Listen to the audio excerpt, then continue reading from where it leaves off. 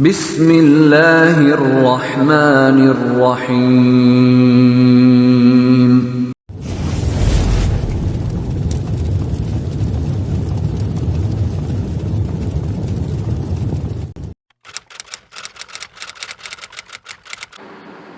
अस्सलाम वालेकुम स्टूडेंट्स, आज हम अपना एडोब फोटोशॉप का लेक्चर नंबर 3 स्टार्ट करेंगे, जिसके अंदर हम कुछ मज़ीद टूल्स के बारे में पढ़ेंगे।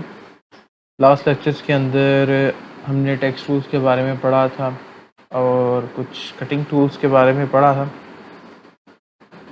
जिसके अंदर हमने एक टेक्स्ट को मैनेज करना भी सारा सीखा था।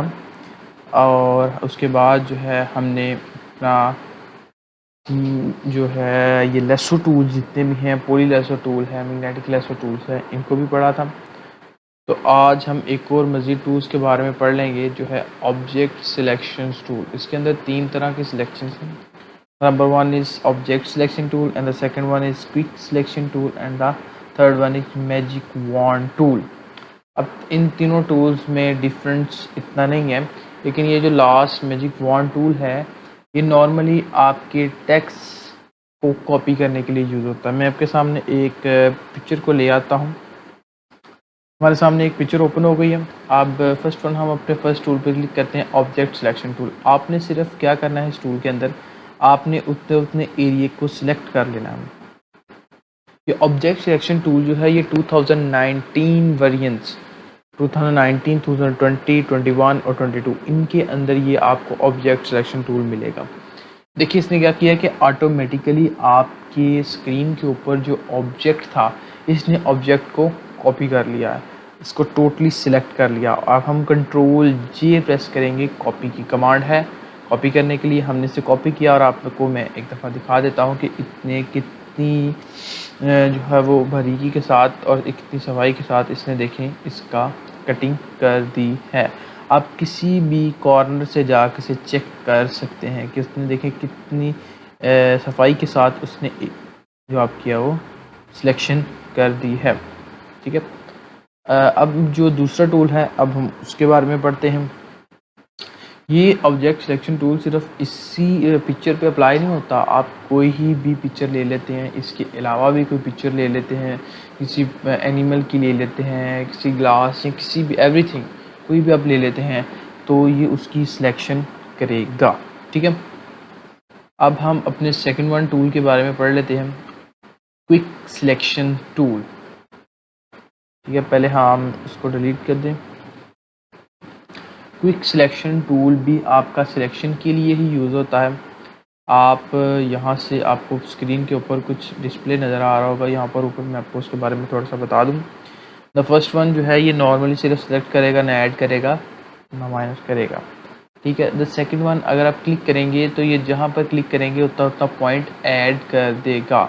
अगर आप ये जो सेकंड वन जिसके ऊपर माइनस लिखा हुआ है उस पर क्लिक करेंगे, वो उतना एरिया माइनस कर देगा। ये देखिए आपका उतना हिस्सा इसने माइनस कर दिया।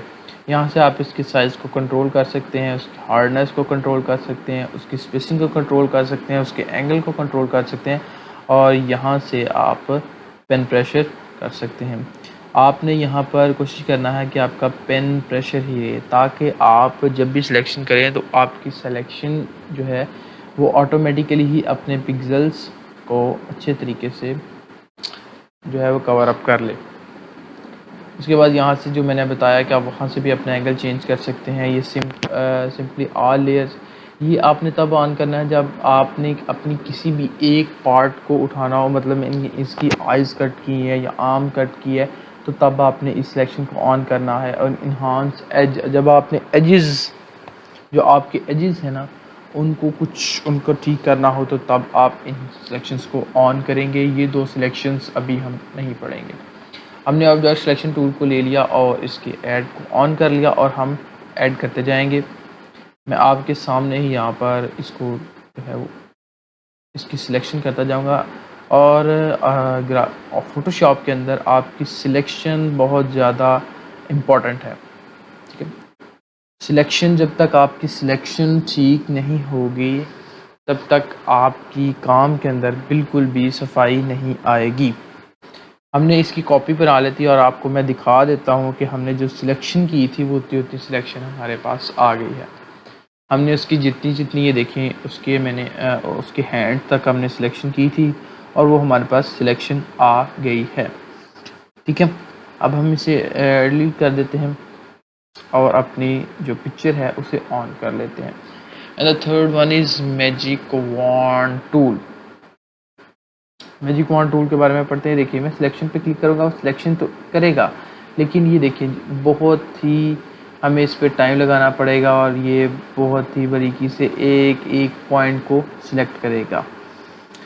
मैं आपको इंटरनेट से एक पिक्चर अपलोड करके मैं आपको दिखा देता हूँ कि ये किस तरह हम लोग किसी भी टेक्स्ट को देख सकते हैं। हम लोग इंटरनेट के ऊपर कहीं से भी कोई भी हम किसी के लोगो स्पेशली अगर आपके पास कोई ऐसा शख्स आता है जिसके पास अपने लोगों की जो पीएनजी है वो मौजूद नहीं है, वो आपको जेपीजी पिक्चर फॉर्म में दे देता है और वो कहता है कि मैंने अपना लोगो भी यही लगाना है और मैंने अपना जो है वो अपनी पिक्चर भी जो है वो यही यूज़ करनी है। तो उसके लिए हम इस मैजिक वॉन्ड टूल को यूज़ कर सकते हैं।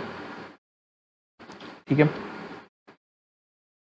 हमारे पास यहाँ से हम कोई भी लोगो जो है वो ले लेते हैं। ठीक है, आपको समझाने के लिए ये लोगो हमने एक लोगो ले लिया और हम अपनी स्क्रीन पर जाके हमने इसे पेस्ट कर दिया। अब हमारे पास ये लोगो मौजूद है। हमने सबसे पहले तो मूव टूल लेने और मूव टूल लेने के बाद इसका थोड़ा सारा साइज़ इंक्रीज़ करना है, ट्रांसफॉर्म करना है हम इसको, और ये हमारे पास मौजूद है। अब देखिए वो कह रहा है कि कोई बात है, अब आप ये चीज़ जो है आप ऑब्जेक्ट सिलेक्शन टूल से भी ज़्यादा कर सकते हैं, लेकिन इसके लिए magic wand tool is best है क्योंकि आप सिंगल क्लिक करेंगे और ये आपकी उतने उतने एरिए को सिलेक्ट कर देगा। हम इसकी कॉपी बना के भी एक चेक कर लेते हैं कि क्या ये बिल्कुल ठीक है।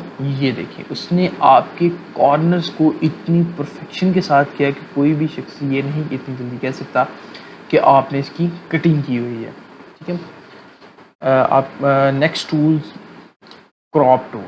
हम क्रॉप टूल के बारे में हम पढ़ लेते हैं। वो क्रॉप टूल है और क्रॉप टूल से जैसे आपको पता चला है कि हम नॉर्मली इससे किसी भी पिक्चर को इजीली क्रॉप कर सकते हैं जितना आप करना चाहें। आप कह रहे हैं इस पिक्चर को हमें इतना इतना क्रॉप करना है, आप उतना उतना क्रॉप करके कर सकते हैं। जब आप क्रॉप करेंगे वो ऑटोमेटिकली आपकी जो पेपर का साइज़ होगा उस साइज़ को भी कंट्रोल करेगा। उस साइज़ को कंट्रोल करने के बाद उसकी ज़ाहिर सी बात है जब आप वो आपके साइज़ को छोटा कर देगा तो आपके पिक्चर का साइज़ भी उतना ही छोटा हो जाएगा। और एंड द नेक्स्ट वन है हमारे पास पर्सपेक्टिव क्रॉप टूल।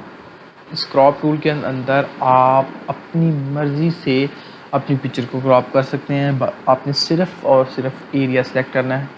फर्स्ट पे हमने क्लिक किया, second one, third one and the fourth one करने के बाद आपने आपको बता रहा है कि आपने सिर्फ इतना इतना भी जो वाइट शो हो रहा है लाइन जिसके अंदर शो हो रही है, आपने सिर्फ ये एरिया सेलेक्ट किया है और आपने एंटर प्रेस कर देना है और आपका वो उतना उतना हिसाब।